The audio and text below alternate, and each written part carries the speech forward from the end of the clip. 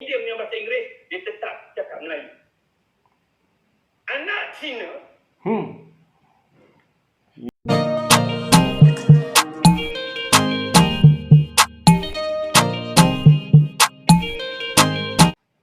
Assalamualaikum warahmatullahi wabarakatuh. Apa kabar teman-teman semuanya di seluruh penjuru Nusantara? Oke, kali ini jumpa lagi bersama channel Tialo TV. Jangan lupa like, komen, dan subscribe teman-teman semuanya, karena subscribe itu gratis dan berbagi itu indah teman-teman semuanya. Kali ini kita akan mereaction satu konten yang sangat bagus sekali dari channel Bahasaku.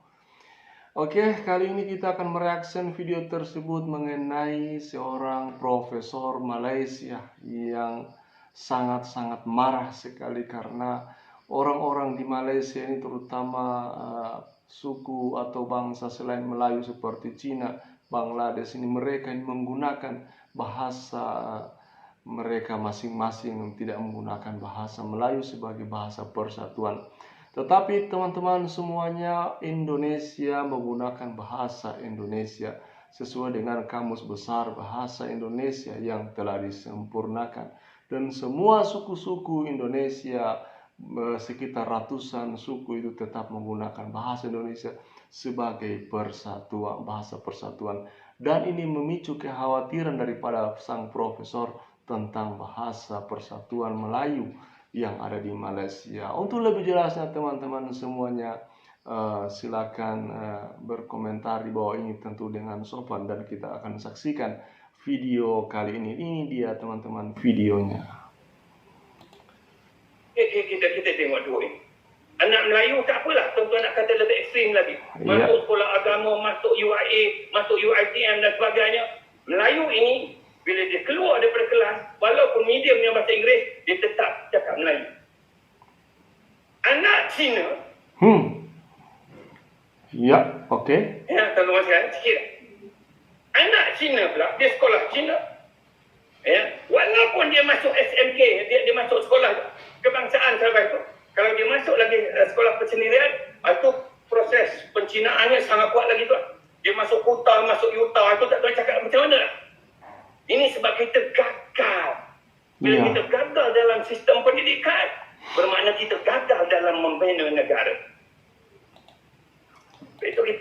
Teman-teman semuanya, seperti apa yang disampaikan oleh sang Profesor Muhammad Ridwan ini, bahwa keinginannya adalah semua orang-orang yang berada di dalam lingkungan sekolah, baik itu pemerintahan ataupun swasta, tetap menggunakan bahasa Melayu sebagai bahasa persatuan di Malaysia ini. Tetapi kenyataannya teman-teman semuanya sangat-sangat berbeda.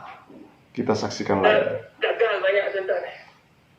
Saya nak sebutkan interaksi mereka dengan Tuan Khabar keluar 2 kali diterbitkan sehari. Okay. Akhbar Sinciu, utusan ni berita harian keluar 1 hari je, pagi keluar, petang tak ada. Akhbar bahasa Cina, pagi petang. Kalau tuan-tuan tengok ejen sosialisasi politik seperti sekolah, media dan sebagainya, media bahasa Cina lebih banyak pada media bahasa Melayu. Dia keluar 2 kali sehari akhbar dia. Kalau nak keluar bahasa Melayu ni sekali je. Proses pembinaan anak-anak ini daripada sekolah Cina, rumah cakap Cina, masuk sekolah sekolah menengah cakap Cina, masuk universiti cakap Cina. Bila masanya mereka bertutur dalam bahasa Melayu. Saya nak sebut tuan-tuan ni. Kalau tuan-tuan bertemu Cina cakap Melayu, itu tanda nak kiamat dah. Tuan-tuan takkan jumpa bila bukan Melayu bertemu. Saya sebut ni tu. Saya sebut kenapa saya sebut Cina sebab dia majoriti bukan Melayu terbesar di negara kita. Saya kena tekan itu. Sebab dia ada hampir 25%, ya. Tetapi pembawakan pembinaan negara dalam negara ini, kalau dia tidak dipantau, kerajaan terpaksa tunduk kepada mereka hanya kerana secepis undi ni. Ceritalah nak mendaulat bahasa Melayu 65 tahun lagi, kita akan gagal. Tuan-tuan, walaupun 65 sekolah penekela ini bawah kerajaan, ya, gajinya diberikan, berapa bilion diperuntukkan, tetapi mereka Setiap arahan kerajaan jarang dipatuhi. Akhirnya kerajaan terpaksa tunduk kepada mereka. Bagaimana kita nak bina negara kalau warganya tidak patuh kepada agenda sebesar ini?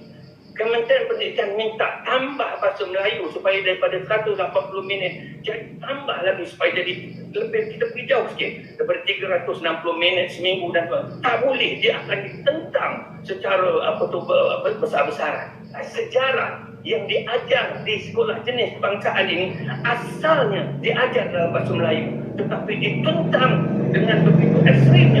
Akhirnya subjek sejarah diajar dalam bahasa ibu dia masing-masing. Ini yang berlaku nih. Jadi teman-teman semuanya, keinginan ini adalah bagaimana bahasa Melayu Malaysia ini bisa memang diterapkan dalam semua sistem pendidikan kerajaan Malaysia. Bahkan sang profesor mengatakan ini, apabila seorang Cina ketemu Cina lalu mereka ini berbahasa Melayu, kiamatlah dunia. Tidak akan mungkin. Inilah kita saksikan lagi. Agenda sebesar ini kerajaan boleh tunduk. Bahasa Melayu mana ada kat dunia ni kempen bahasa kebangsaan? Bahasa ini sepatutnya sudah menjadi darah daging rakyat dia. Ya. Kat Siam tuan-tuan ada dengar mereka kempen bahasa Siam? Tak ada.